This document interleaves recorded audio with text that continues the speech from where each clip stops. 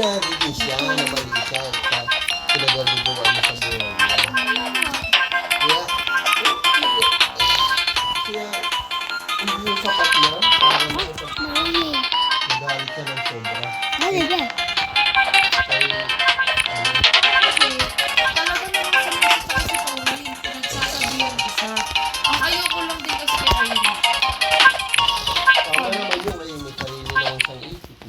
Oo nga, tama yun. Pero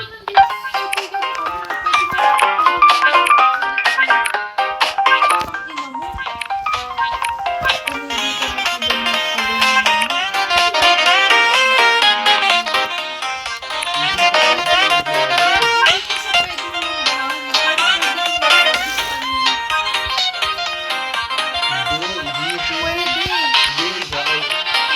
Umuwi ka na sa pwede kang magsalita sa akin. Pwede kang magbigay ng ano. Oo, nagpapayo ka. Sabi ko, tigilan mo yung ganyan. Pero yung Magkaroon ng ibang lalaki, wala yung pinakasawa mo. Ginagawa ko yan. Ginawa ko yan si Pauline.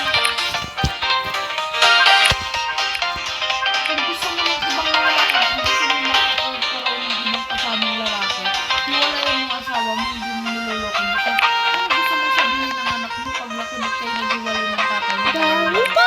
Dahil niloloko mo siya. Yan si Pauline, sabi ko, ginagawa ko yung Pauline.